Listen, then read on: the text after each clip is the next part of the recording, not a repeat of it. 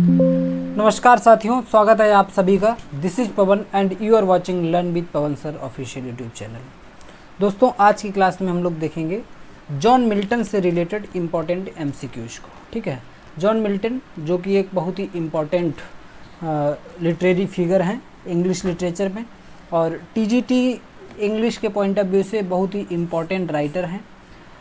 तो चलिए देखता हूँ कौन कौन से इम्पॉर्टेंट एमसीक्यूज हैं आज की क्लास में। सभी लोग पूरे पेशेंस के साथ बने रहेंगे, और बाकी क्लासेस को अभी तक वॉच नहीं किया है तो उन्हें भी वॉच करें। सारी प्लेलिस्ट रेडी हैं जिसमें यूथ से रिलेटेड, यूथ में आए हुए जितने भी अभी तक प्रीवियस ईयर क्वेश्चंस हैं सभी और हर टॉपिक पे उपलब्ध हैं। ठीक है, चलिए पहला क्वेश्चन है, when was John Milton born? John Milton का जन्म कब हुआ था? तो सही आंसर है 1608, ऑप्शन ए सही आंसर हो जाएगा आपका। John Milton was born on December 9 दिसंबर 1608 में लंदन में इनका जन्म हुआ था। ठीक है, नेक्स्ट क्वेश्चन है, in which city was John Milton born? किस शहर में इनका जन्म हुआ था, किस सिटी में? तो ब्रेड स्ट्रीट, लंदन में इनका जन्म हुआ था। ब्रेड स्ट्रीट है ना, ये बात आपको ध्यान रखना है, बहुत डिटेल में पूछेगा तो आपको ये बताना। ऑप्शन ए सही आंसर है। नेक्स्ट क्वेश्चन है, what was John Milton's father's profession? John Milton के जो पिताजी थे वाई प्रोफेशन क्या थे? तो सही आंसर है, ये एक एक्चुअली ये स्क्रिबिनर यहाँ पर आया जाता है। जो क्वेश्चन में पूछा जाता है आपसे तो वहाँ ऑप्शन मिलेगा स्क्रिबिनर, जो कि एक लीगल क्लर्क थे। ठीक है, लॉ से भी जुड़ा हुआ ये पोस्ट है, तो यहाँ पे आपका ऑप्शन लॉयर है, लेकिन वहाँ पर आपको ज़्यादातर स्क्रिबिनर मिलेगा। और दूसरी चीज़ ये कंपोजर भी थे। ठीक है, तो यहाँ पर ध्यान ना दे करके आप इन बातों पे ज़्यादा फोकस्ड रहें। स्क्रिबिनर और कंपोजर थे इनके पिताजी। ठीक है, अगला क्वेश्चन है, which university did John Milton attend? कौन सी यूनिवर्सिटी जॉन मिल्टन के which university did John Milton attend? John Milton ने किस यूनिवर्सिटी में पढ़ाई की थी? तो क्राइस्ट कॉलेज कैम्ब्रिज से ये थे, तो यूनिवर्सिटी ऑफ कैम्ब्रिज सही आंसर होना चाहिए। जॉन मिल्टन ने क्राइस्ट कॉलेज कैम्ब्रिज से जो था अपनी स्टडी कंप्लीट की थी। ठीक है, नेक्स्ट है, which major work did John Milton publish in 1667? 1667 में कौन सा मेजर वर्क आया था जॉन मिल्टन का, और ये इनका मास्टरपीस था। पैराडाइज लॉस्ट इसका नाम है, जो कि एक एपिक पोएम है, एपिक है। पैराडाइज लॉस्ट मिल्टन ने जो लिखा था, इसका पब्लिकेशन था 1667 में, और पहले पब्लिकेशन में इसमें 10 बुक्स थी, और उसके बाद जब इसका सेकेंड पब्लिकेशन हुआ, सेकेंड एडिशन आया, तो वहाँ पर जॉन मिल्टन ने उसे 12 बुक्स में डिवाइड किया। How many books are there in Paradise Lost? Paradise Lost में कितनी बुक्स हैं? अगर सिंपल ये क्वेश्चन पूछा जाए आपसे तो आपको बताना है 12 बुक्स, क्योंकि आज पैराडाइज लॉस्ट में 12 बुक्स हैं। ठीक है ना, लेकिन अगर पूछा जाए कि पैराडाइज लॉस्ट के जो फर्स्ट एडिशन था, जो 1667 में आया था, उस एडिशन में कितनी बुक्स थी, तो वहाँ पर आपको बताना है कि 10 बुक्स थी। ठीक है, लेकिन पूछा जाए कि अभी कितनी बुक्स हैं, how many books are there, Paradise Lost में कितनी बुक्स हैं, तो ये सिंपल बात है, तो 12 बुक्स हैं, बिल्कुल भी कंफ्यूज नहीं होना है। Which work of John Milton? Which work of John Milton is an epic poem about the fall of man? Fall of man के बारे में अगेन इसका आंसर पैराडाइज लॉस्ट है। पैराडाइज लॉस्ट से बार बार क्वेश्चन आएगा और तरह तरह से क्वेश्चन बनाया जाता है। पैराडाइज लॉस्ट एक एपिक पोएम है जिसमें फॉल ऑफ मैन का मतलब एडम और ईव का जो फॉल दिखाया गया वही फॉल ऑफ मैन है। ऑप्शन ए सही आंसर है। नेक्स्ट क्वेश्चन है, paradise lost what is the name? In Paradise lost what is the name of the angel? उस एंजल का क्या नाम था? Who guards the gates of haven? जो हेवन के गेट पर गार्ड के तरह काम कर रहा था, हेवन के गेट पर सुरक्षा कर्मी की तरह लगा हुआ था, ये इस कैरेक्टर का नाम था माइकल। इस एंजल का नाम था माइकल। ठीक है, तो सही आंसर है ऑप्शन बी। नेक्स्ट क्वेश्चन है, which work of John Milton focuses on the story of Samson from the Bible? Bible से रिलेटेड जो स्टोरी है सैमसन की, कौन सा वर्क है जिसमें जॉन मिल्टन ने सैमसन की स्टोरी को वहाँ पर डिस्कस किया है? तो ये इनका एक प्ले है सैमसन एगोनिस्ट, और ये क्लोसेट प्ले है, क्लोसेट ड्रामा कहेंगे इसे। क्या कहेंगे इसे? क्लोसेट ड्रामा है। क्लोसेट ड्रामा का मतलब क्या होता है, ये भी आपको लिटरेरी टर्म का इंपॉर्टेंट क्वेश्चन बनता है। क्लोसेट ड्रामा एक ऐसा ड्रामा जो केवल और केवल रीड करने के पर्पस से लिखा जाता है, ठीक है, नॉट टू प्ले। इसे प्ले नहीं किया जाता, इसे स्टेज पर परफॉर्म नहीं किया जाता है, ये केवल पढ़ने के उद्देश्य से लिखा जाता है। That is called closet drama, ठीक है। तो what is the name of John Milton second wife? John Milton की जो सेकेंड वाइफ थी, दूसरी वाइफ थी, उसका नाम क्या था? तो सेकेंड वाइफ का नाम था कैथरीन वुडकॉक, ठीक है, कैथरीन वुडकॉक जो इनकी थी वो सेकेंड वाइफ थी। अगला क्वेश्चन है, जॉन मिल्टन ने कुल कितनी शादियां हुई थी जॉन मिल्टन की? तो 3 मैरिजेज इनकी हुई थी पूरे जीवन काल में। ऑप्शन सी सही आंसर हो जाएगा। 3 मैरिज हुई थी। तो पहली वाइफ जो थी इनकी मैरी पॉवेल, दूसरी कैथरीन वुडकॉक और तीसरी एलिजाबेथ मिंशुल, ठीक है ना। तो ये क्रम भी आपको याद रखना है, फर्स्ट वाइफ, सेकेंड और थर्ड। ऑप्शन सी सही आंसर है। क्लास सही लग रही है, अच्छी लग रही है तो क्लास को लाइक जरूर कर दीजिए अगले क्वेश्चन पर बढ़ने से पहले, ठीक है। जो भी लोग अभी तक चैनल को सब्सक्राइब नहीं किए हैं और सब्सक्राइब भी कर लीजिए, ठीक है ना। और एग्ज़ाम में सिर्फ और सिर्फ 15 दिन बाकी हैं। 15 दिन में कैसे तैयारी करनी है, उसकी स्ट्रेटजी क्या होनी चाहिए, इस पर एक डिटेल्ड वीडियो मैंने आपको दी है, जिससे आपको अपनी तैयारी किस वे में आगे बढ़ानी चाहिए, कैसे प्रोसीड करना चाहिए, वो बहुत ही अच्छे से मैंने वहाँ पर क्लियर किया, समझाया है ना। तो उसे ज़रूर वॉच कर लें। अगला क्वेश्चन है, which work of John Milton argues for the freedom of press? Freedom of press से रिलेटेड कौन सा वर्क है इनका? बहुत इंपॉर्टेंट, बहुत ही स्टूडियस पर्सन थे जॉन मिल्टन। जॉन मिल्टन एकदम पढ़े लिखे भी बहुत ज़्यादा थे और क्रांतिकारी स्वभाव के व्यक्ति थे। राजाओं से, सरकारों से लड़ जाते थे, है ना। और वास्तव में इन्होंने इंग्लैंड की सरकारें बदल दी, ठीक है ना। तो फ्रीडम ऑफ द प्रेस को रिलेटेड जो वर्क है, फ्रीडम ऑफ प्रेस की बात की गई है एरियोपेजिटिका में। एरियोपेजिटिका एक वर्क है जिसमें John Milton freedom of press की बात करते हैं, बुक्स के फ्रीडम की बात करते हैं, है ना। तो ये सारी चीज़ें, ऑप्शन ए। फ्रीडम जो एरियोपेजिटिका वर्क है ये 1644 में आया था, है ना। डिफेंस ऑफ स्पीच की बात भी इसी में होती है।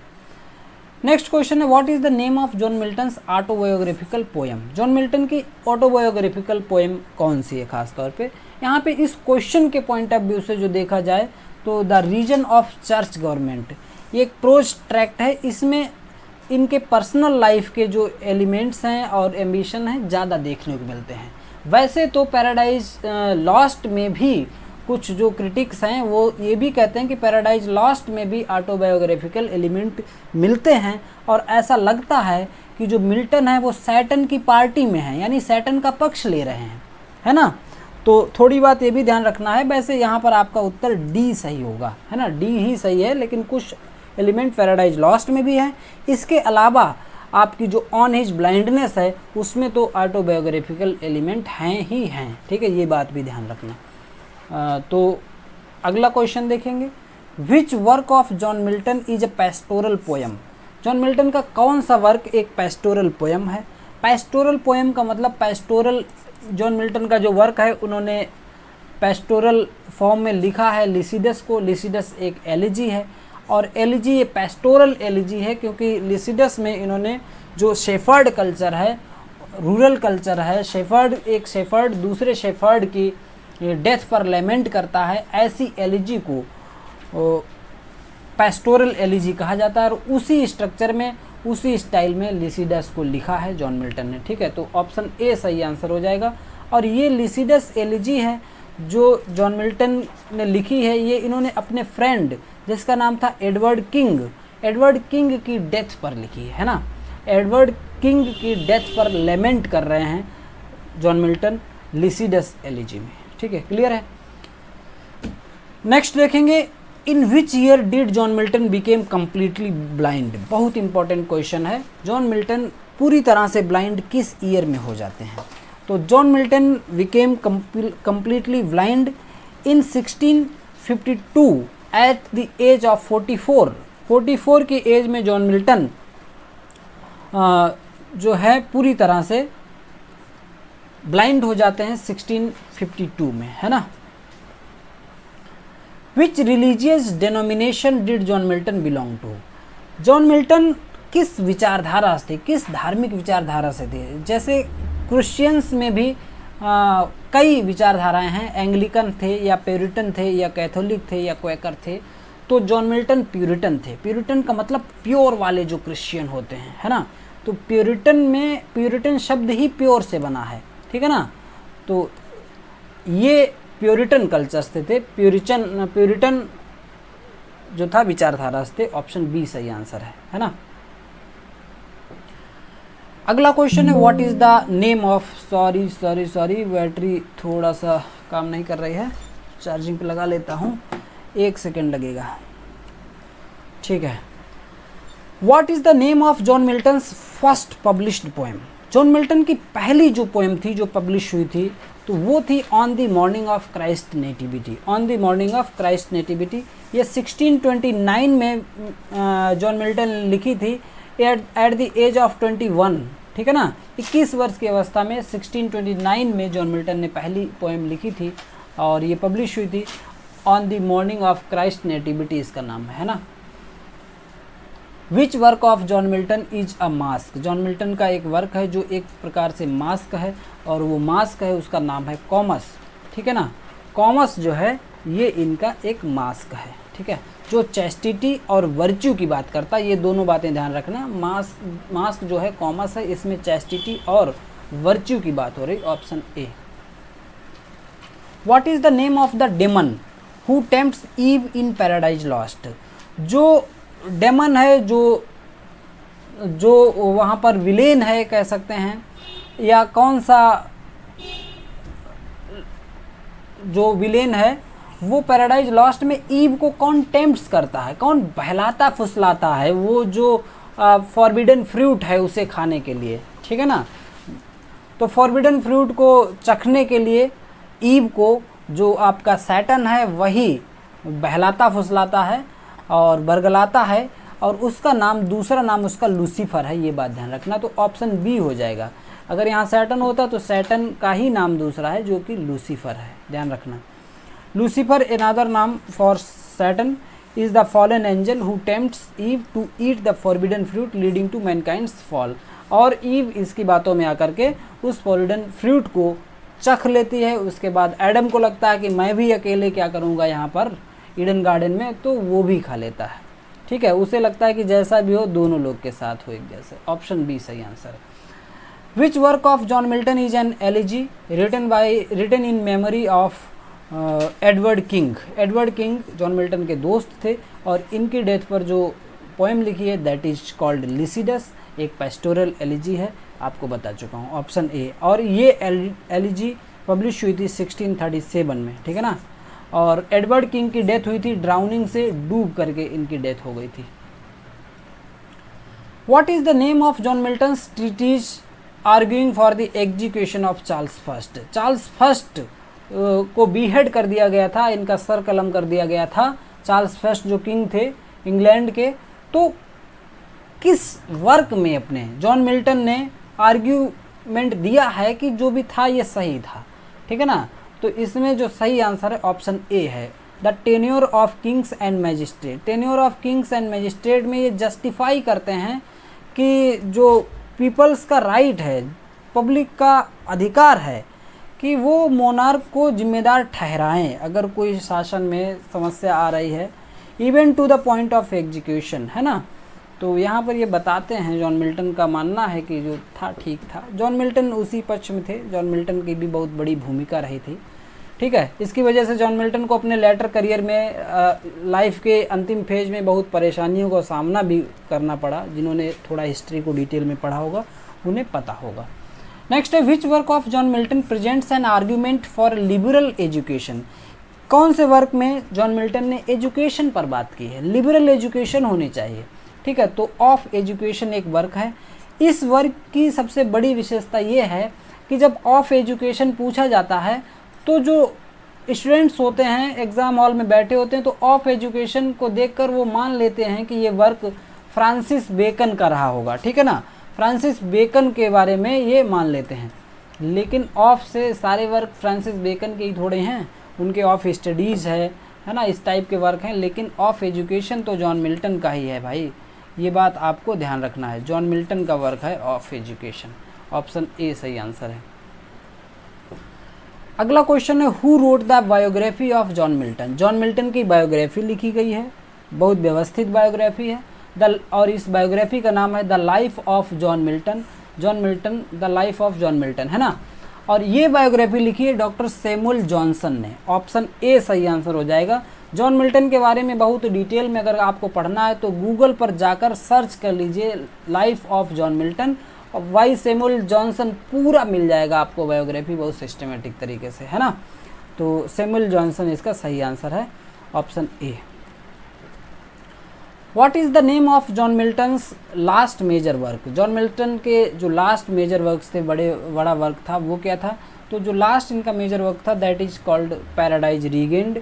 पैराडाइज रीगेंड इनका लास्ट वर्क था, पब्लिश्ड इन 1671।